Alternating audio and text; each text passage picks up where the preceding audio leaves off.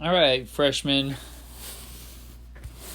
We are on 5.5 inequalities now involving absolute values. So we're going to solve and graph absolute value inequalities with greater than and less than. And so look, guys, what I really want to hit home here first on is what an absolute value actually is. Okay, so what is an absolute value? It's a distance. It's a distance. So an absolute value represents a distance. Okay, and I want you to keep that in the back of your minds this whole lesson. It becomes very crucial in this lesson that you recognize that an absolute value is just a distance from some number. Typically, we say it's that the number is 0, but we can look at an absolute value of, we can modify like where 0 is. For instance, if I have something like this, the absolute value of x minus 2 is bigger than 3. Okay, what this means is I'm looking at the absolute value marks a distance, right? So it's the distance, not from 0 here, but the distance from what makes this go to 0, which would be 2. Okay, so 2 would be like the center here, and it's saying that the distance is bigger than 3 from that center. Okay, so 1, 2, 3, what do we have? 5 there, 1, 2, 3, we're at -1 there, I believe. So you know, you have a graph that looks like this, where the distances are greater than 3 from the midpoint, which is 2. Anyway, we're going to get into all of that today. Just wanted to give you an overview first off. So 5.5. Again, remember that this is a distance from 0. Distance is never negative. Okay, and solutions to absolute value problems will always be positive. So if I say the absolute value of something like x plus 2 is, let's just say, is less than -1. Okay, when can a distance be less than a negative number? The answer to that is never. So if you get something like this, it's just no solution, right? This is why it's important that you keep this all in the back of your head. But on the flip side of that, if I said, hey, absolute value of x plus 2 is greater than or equal to a negative number, like -1. Here, when is a distance bigger than a negative? Always. Okay, so notice just flipping that inequality in this lesson changes something from all reals to no solution. Okay, so just make sure that you're watching your signs and you're thinking this through. All right, so here we go. Solving and type absolute value inequalities. Okay, so it says, reminder, an absolute value means distance from 0. So if I said the absolute value of x is less than 3, that means the distance between some point x and 0 is less than 3. All right, so here, if I'm going to graph that, notice that the 0 was not modified, so we're talking about a distance from 0 in this specific case. So it's saying the distance is less than 3 from 0. So I start at 0, notice I go 3 in each direction. We don't say or equal to here, so these are open circles that you see. And that is how you solve these and type equalities. So if a distance is less than, here's what I want to highlight here, you guys, on this slide. If the absolute value or distance is less than some number, then it's going to be an and type inequality where we have things in between 2 points. All right. If it's an or type, okay, it's not necessarily a strict rule, but typically what we see with or types is that it goes in opposite directions. Okay, so what that means is with absolute values, if we said the absolute value of x is greater than 3, for instance, then it would start 3 away from that 0 and it would go off this way and this way. That would be an or type. Okay, so just changing the inequality here changes the direction in which the graph is done. Okay, so I like to throw these in there once in a while where it says, why do we do this? So this is homework problem number 7. It says Jerome bought a stock in his favorite fast food chain at $70. However, it fluctuated up to $75 in the day. Okay, sorry, 75 cents in a day, not $75. That'd be crazy. Find the range of prices for which and let me just zoom out here, for which the stock could trade in a day. Okay, oh, and I guess I didn't see that last part of the 70, so it's 70.85. All right, so we know that from 70.85, that's like the middle, right? We can add 75 cents, it can go like 75 cents bigger, or we could also subtract 75 cents. We can go 75 cents in this direction. So we can add or subtract 75 cents for the day. Okay, so if we did that, if we subtract 75 cents here, we get $70.10. That would be the lowest that the price would hit. And if we added 75 cents, we would be at, so I'll show this math over here.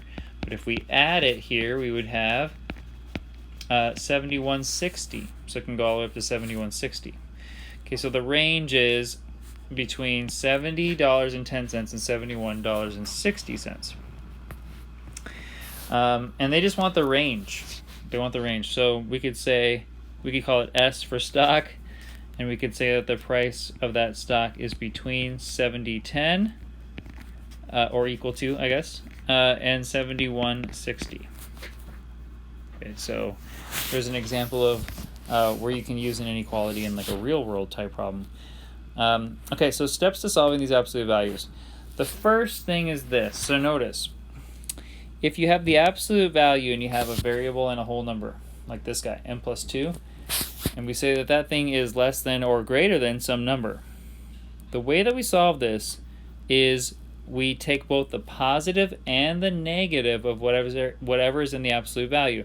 The reason for this is we know on a number line, okay, if we're talking about a distance, if it says the distance is less than 11, we're saying that, okay, we're going to choose some middle point, right? Here in this case it's -2, by the way, because that's what makes this go to 0.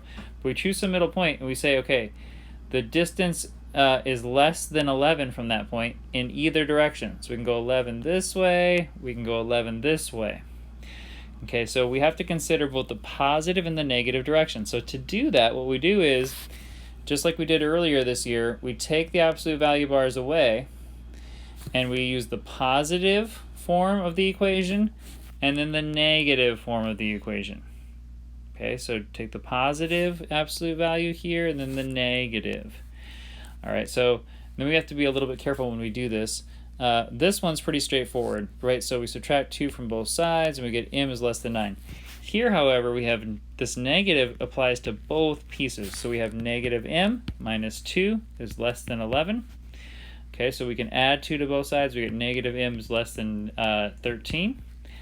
Okay, then we have to divide both sides by -1 to get this m by itself, which means the inequality flips. Okay, so we say m is greater than -13, which is what I had there.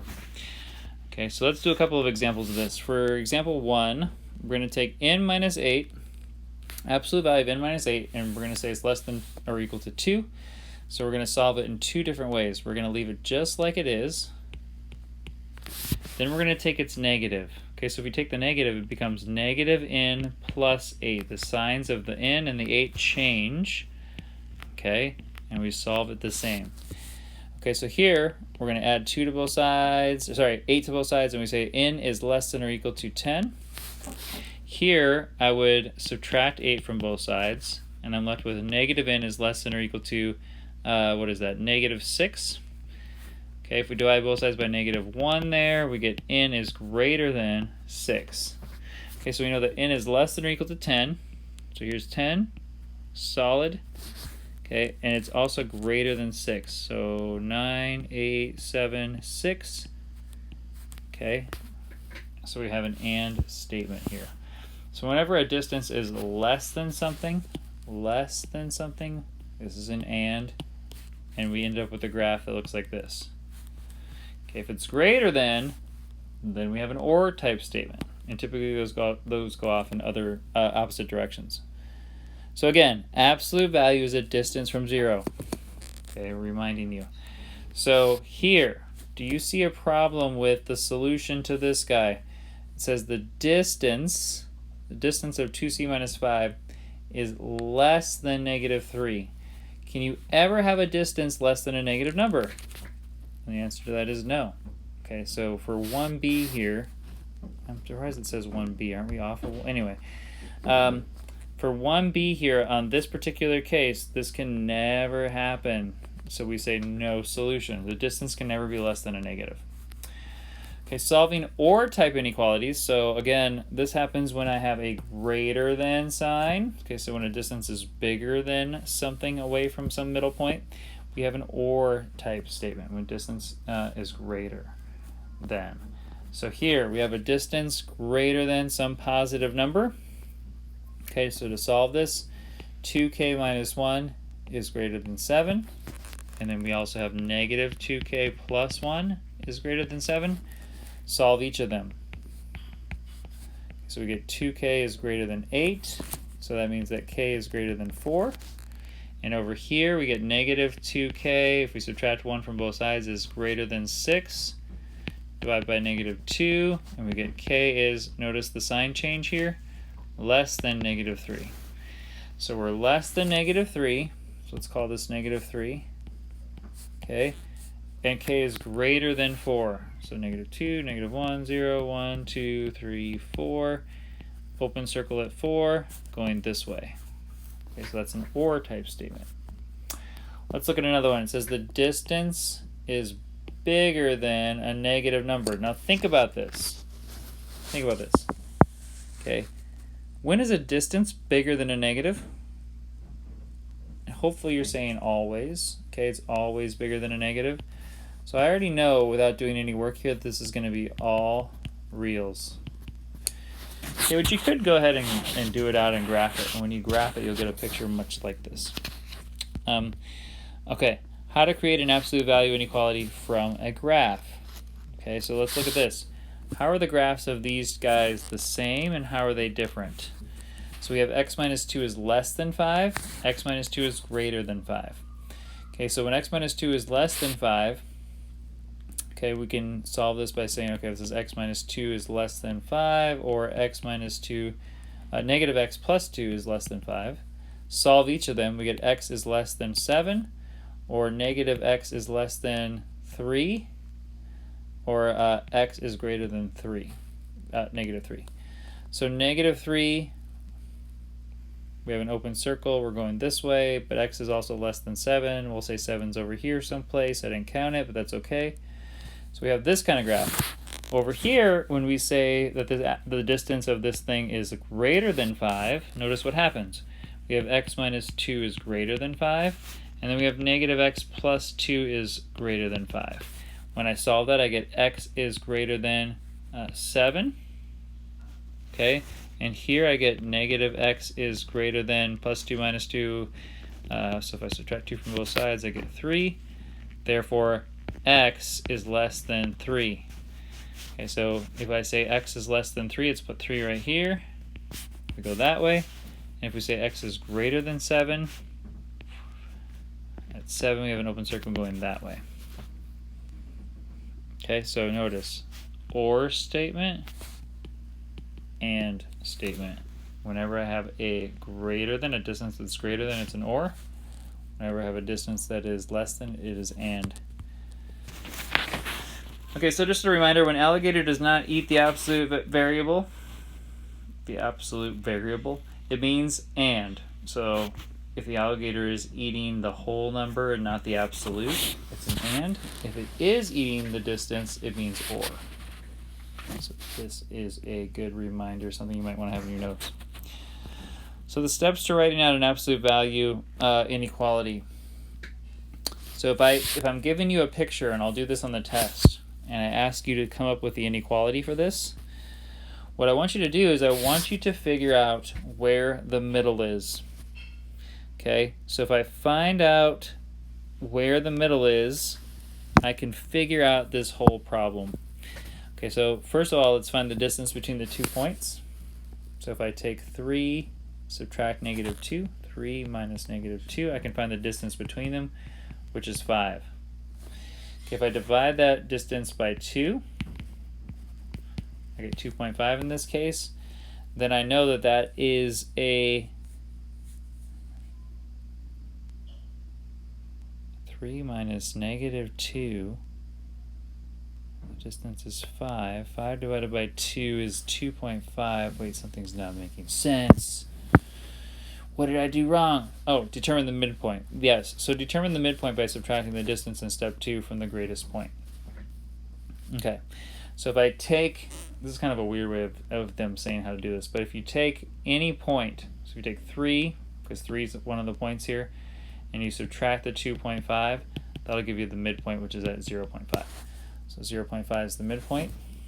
The other way you can do this is just count, right?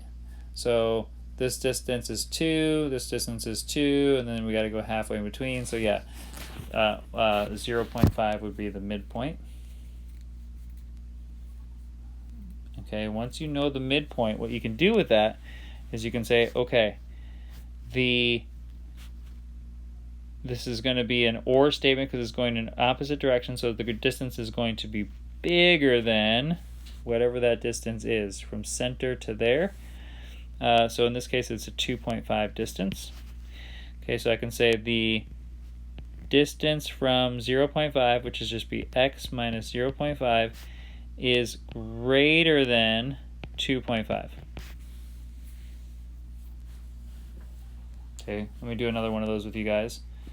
So continue, it says determine if this is an and or an or statement. Write your open sentence. So it's x minus the midpoint is greater than or equal to the distance from the middle. Okay, so then I go through and do it, and then I say to check it and find out whether or not it works. So here, let's just do one of these. I know that was a little bit confusing, so let's look at this. Okay, where's the middle of these 2 points? That's really what you're trying to figure out. You're trying to establish where the middle is. So what you can do is you can add the 2 together. 3 plus -7 and then divide by 2. 3 plus -7 is -4. -4 divided by 2 is equal to -2. -2, you add the 2 together, divide by 2, it gives you the middle. This is the middle, okay? We're looking at a distance from -2. How do I get that? Or how does that show up in the inequality? So we're saying, okay, distance from -2. So that would be x plus 2. It's whatever makes the middle number go to 0. So if I put a -2 in here, it would make this go to 0. Okay, so that distance has to be less than, okay, because notice we're trying to compare that middle point to what we see here. So since this is an and statement, it's less than. And I'm going to say or equal to because those lines look filled in. Okay, and if we look at that distance, -2 to 3 and -2 to -7, it appears to be 5. So this is saying the distance from -2 is less than or equal to 5. All right, so that's how you look at one of these pictures and turn it into a inequality. Let's look at one more, although I think it's the same one. Oh, I guess that's it. Okay, so you guys, I will do some more of these in class with you. I know this part here is probably the most confusing part of the lesson. Don't stress it too much. We'll catch you guys.